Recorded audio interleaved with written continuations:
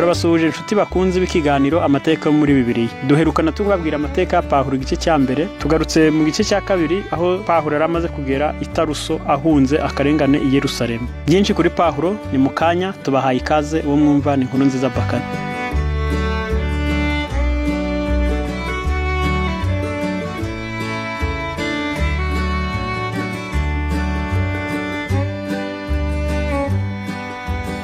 Nyuma yaho itotezwa ritumye abigishwa bava muri Yerusalemu, ubutumwa bwiza bwakwirakwiye vuba vuba mu turere dukikije Palestina, ku buryo udutsinda duto tw'abizera twagiye dushingwa mu midugudu ikomeye. Bamwe mu bigishwa bagera i Foyinike n'i Kupuro no muri Antiyokiya babwiriza ubutumwa.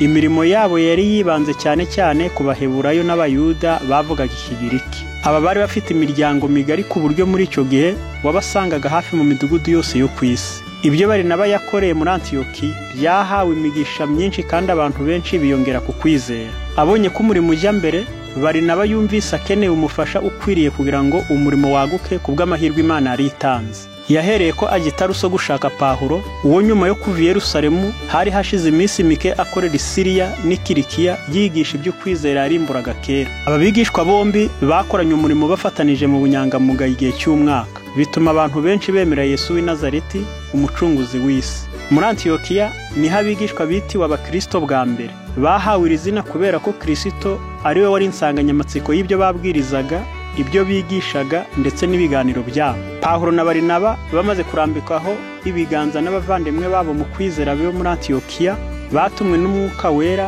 bajya i Serukiya, batsukira barambuka bafata i Kupuro. Uko niko Pawulo na Barinaba batangiye urugendo rwabo rwa mbere rw'ivugabutumwa. Kupuro hari ahantu hamwe muho abizera bari barahungiye bavuye Yerusalemu bitewe n'itotezwa ryakurikiye urupfu rwa Stefano. I Kupuro niho abantu bamwe bari baravuye maze bajya muri Antiyokiya babwiriza ubutumwa bwiza bw'umwami Yesu. Barinaba ubwe yakomokaga i Kupuro, maze we na Pawulo baherekejwe na Yohana Mariko wari mwene wabo wa Barinaba basura iki kirwa. Bageze Salamini bamamaje ijambo ry'Imana mu masinagoge y'Abayuda, baromboreza muri icyo kirwa cyose bagira i Pafo, basangayo umukonikoni w'Umuyuda, umuhanuzi w'ibinyoma witwaga Bariyesu ari kumwe n'umutware Serugiyo. Ahamagaza Barinaba na Sawuli ashaka kumva ijambo ry'Imana, ariko Eluma w'umukonikoni abagisha impaka ashaka kuyobya uwo mutware ngo atizere. Pawulo na bagenzi be bakomeje urugendo rwabo bajya i Peruga y'i Pamfiliya, banyuze mu nzira iruhije, bahura n'ibirushya n'inzitizi kandi bari bugarijwe n'amakuba impande zose. Mu miji yo mu birorero banyuragamo ndetse no mu mayira bacagamo bonyine, wasangaga hakikijwe n'ingorane zigaragarira amaso n'izitagaragara. Aha niho Mariko yagiriye ubwoba acika intege, maze amara igihe yarasezeye ku mugambi wo kuyegurira umurimo w'Uwiteka n'umutima we wose.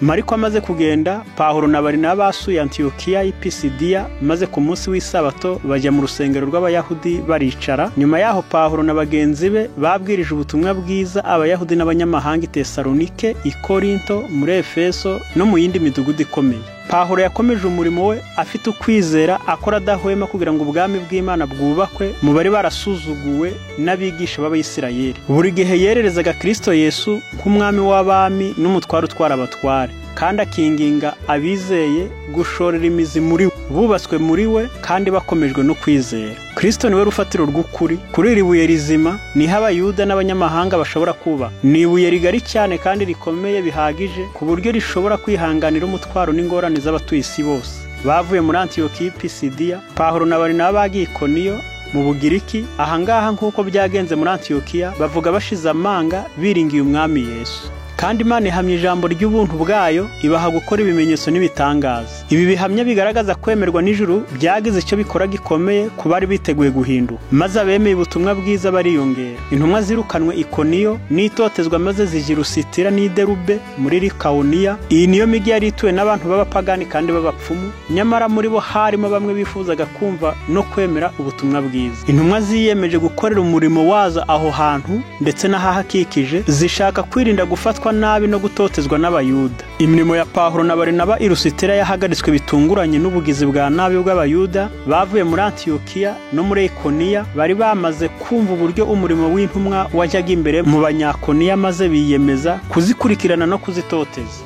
bityo batiteye ku makuba bazababaho basubiye i Lusitira n'Ikoniya na Antiyokiya, bakomeza abigishwa ba Kristo babatera umwete kugira ngo bakomere ku kwizera. Urugendo rwa mbere rw'ivugabutumwa rwari hafi kurangira. Pawulo na Barinaba bamaze kwegurira Imana amatorero mashya, bagiye i Pamfiliya, maze bamaze kuvuga ijambo ry'Imana i Peruga, baramanuka bajya muri Ataliya, barambuka bafata muri Antiyokiya.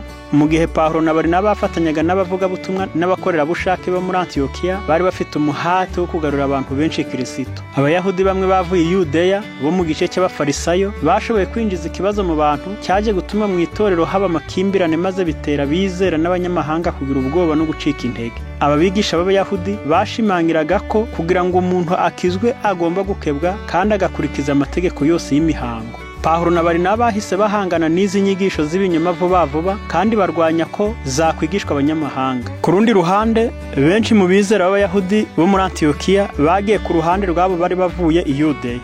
Mu itorero ryo muri Antiyokiya, ikibazo cyerekeranye no gukebwa cyateje impaka nyinshi n'amakimbirane. Amaherezo, abagize itorero batinye ko izo mpaka nizikomeza zizabazanamo kwirema ibice. Bafashe Pawulo na Barinaba hamwe n'abandi bantu bafite inshingano mu itorero, maze babohereza i Yerusalemu kugira ngo icyo kibazo bakiganire n'intumwa n'abakuru. Aho i Yerusalemu bari kuhahurira n'intumwa zivuye mu matorero atandukanye ndetse n'abari baje kwizihiza iminsi mikuru yari yegereje. Hagati aho impaka zose zagombaga guhagarara kugeza igihe umwanzuro wa nyuma utangiwe mu nama rusange. Uyu mwanzuro rero wagombaga kwemerwa hose n'amatorero atandukanye mu gihugu cyose. Bari mu nzira berekeje Yerusalemu, Pawulo na Barinaba basuye abizera bo mu midugudu banyuragamo, maze bakabakomeza bifashishije ibyababayeho mu murimo w'Imana ndetse no guhinduka kw'abanyamahanga. Nyuma y'imyanzuro ku ngingo ivuga ibijyanye no gukebwa, yasubiye muri Antiyokiya. Nyuma yo kumara iminsi abwiriza ubutumwa bwiza muri Antiyokiya, Pawulo yasabye mugenzi we bakoranaga ko bafata urundi rugendo bakajya kubwiriza ubutumwa ahandi. Pawulo yabwiye Barinaba ati, dusubire tugenderere bene data mu midugudu yose aho twavuze ijambo ry'Umwami Yesu, tumenye uko bameze. Pawulo amaze gusura amatorero y'i Pisidiya no ku nkengero zaho, barakomeje bagana i Furugiya no mu ntara ya Galatiya, maze bahamamaza inkuru nziza y'agakiza bafite imbaraga nyinshi.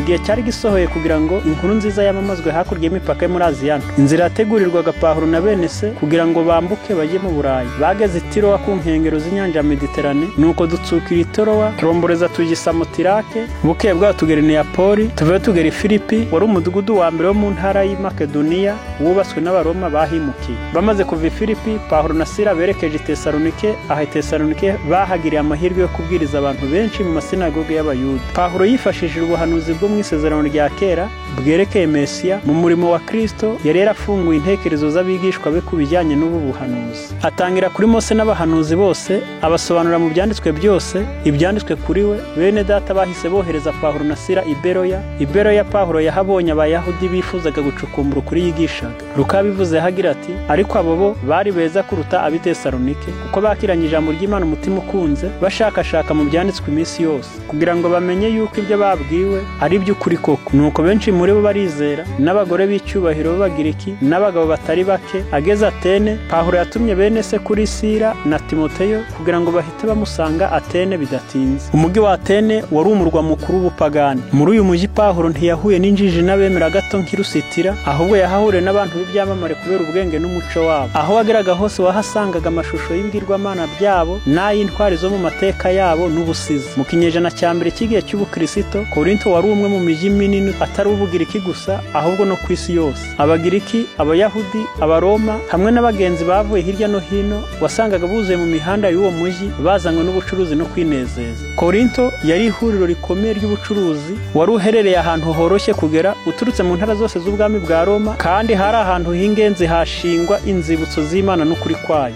Pawulo yabonye ko impande zose hari inzitizi zikomeye ku iterambere ry'umurimo we. Abanyakorinto hafi ya bose bari barirunduriye mu bigirwamana. Pawulo amaze kuva i Korinto yakurikijeho gukomereza umurimo we muri Efeso. yari mu rugendo yerekeza i Yerusalemu mu munsi mukuru wari wegereje, bityo ntiyagombaga gutinda muri Efeso. Igihe Apolo yabwirizaga i Korinto, Pawulo yasohoje isezerano rye ryo gusubira muri Efeso. Yari yarasuye Yerusalemu ahamara igihe gito, kandi yari yaramaze iminsi myinshi muri Antiyokiya ariho yabanje gukorera. Bityo yambukiranyije Aziya ntoya, anyura mu gihugu cy'i Galatiya n'i Furugiya, asura amatorero yari yarahanze, anakomereza abizera mu kwizera. Mu gihe cy'intumwa igice cy'uburengerazuba cya Aziya ntoya cyari kizwi nk'intara y'Abaroma yo muri Aziya, Efeso yari umurwa mukuru w'icyo gice. Yari isangano rikomeye ry'ubucuruzi, icyambu cyaho cyari cyuzuye amato, kandi inzira zaho zari zuzuye abantu bavuye mu bihugu byose. Kuko i Korinto hari hameze, Efeso hari ahantu hagaragaza ko hazatanga umusaruro mu ibwirizabutumwa bwiza. Efeso yabaye isangano ry'umurimo wa Pawulo mu gihe cy'imyaka irenga 3. Avuye muri Efeso, Pawulo yafashe urundi rugendo rw'ivugabutumwa. Muri urwo rugendo yari yizeye kongera gusura aho yari yarigeze gukorera mu Burayi. Yatinze i Tirowa igihe gito, abwiriza ubutumwa bwiza bwa Kristo. Yanditse ku byamubayeho agira ati, nabuze uko nduhura umutima wanjye kuko ntasanzeyo Tito mwene data. Yahereye ko ava i Tirowa arambuka ajya i Makedoniya, aho yahuriye na Timoteyo i Filipi. Pawulo amaze igihe gitageze i Korinto, yasanze umuyuda witwaga Akwila wavuye i Ponto, wari uvanye mu Italiya vuba n'umugore we Purisikira. Aba bari bahuje umwuga na Pawulo, kubera ko ku ngoma ya Claude wa mbere mu myaka ya za 50 yari yarirukanye Abayahudi bose ngo bave i Roma. Akwila na Purisikira bari baje i Korinto bashinga ubucuruzi bwabo bwo kuboha amahema. Pawulo yagenzuye imibereho yabo, amaze kumenya ko bubaha Imana kandi bashakaga kwirinda ibyabakururira kwifatanya n'abari babakikije, yabanye nabo. Bakorana imirimo, agira impaka mu isinagoga amasabato yose.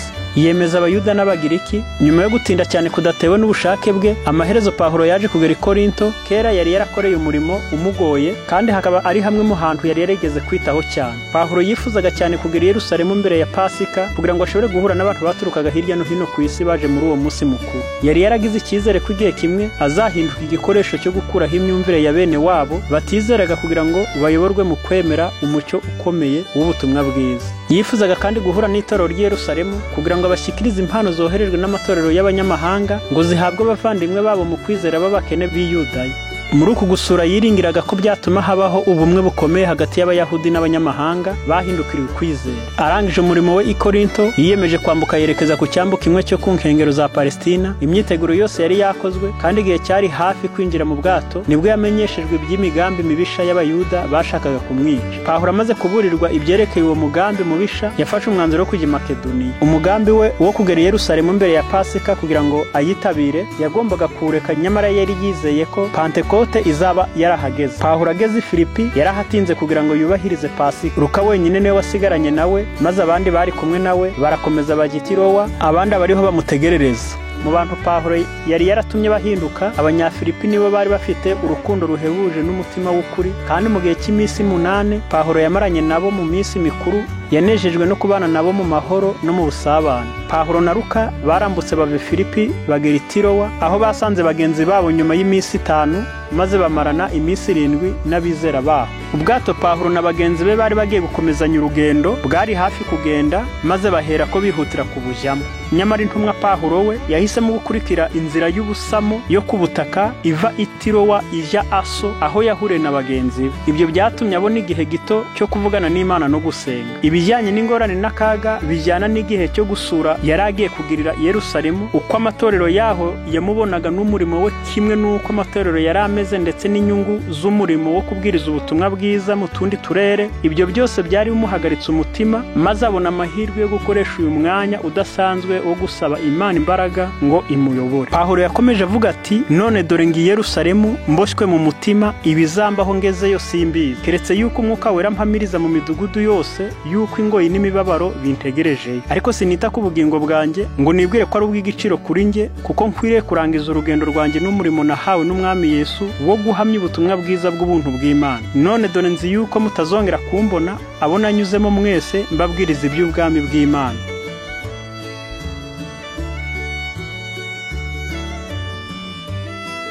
ku iherezo ry'icyumweru yamaze i Tiro, abavandimwe mu kwizera bose hamwe n'abagore babo n'abana babo baherekeje Pawulo bamugeza ku bwato, maze mbere y'uko yinjira mu bwato bapfukama ku mwaro barasenga. Yarabasabiye nabo baramusabira. Bakomeje urugendo rwabo bagana mu majyepfo, maze bageze i Kayizariya binjira mu nzu ya Filipo umubwirizabutumwa bwiza, ni umwe muri babandi 7 bacumbikiwe. Muri uru rugendo Pawulo yahamaze iminsi mike afite amahoro kandi yishimye. Ubu niwe wabaye umudendezo nyawo wa nyuma yagombaga kwishima igihe kirekire. Tugeze Yerusalemu bene data batwakirana umunezero. Bukeye bwaho Pawulo yinjirana natwe kwa Yakobo, abakuru bose bari bahari. Iki gihe niho Pawulo na bagenzi be bashikirije ku mugaragaro abayobozi b'umurimo w'i Yerusalemu inkunga yatanzwe n'amatorero y'abanyamahanga kugira ngo ifashe abakene bo mu bavandimwe babo mu kwizera b'Abayahudi. Teranya inkunga byabatwaye igihe kinini. Pawulo na bagenzi be bibasaba guhangayika n'umurimo uruhije. Ingano y'iyo nkunga yari irenze kure iy'ibyo abakuru b'amatorero b'i Yerusalemu bari biteze. Yagaragaje ukwitanga no kwigomwa bikomeye cyane ku ruhande rw'abanyamahanga bizera. Ku munsi wakurikiyeho Pawulo yatangiye gukurikiza inama y'abakuru b'amatorero. Abagabo 4 bari bahize umuhigo w'ubunaziri,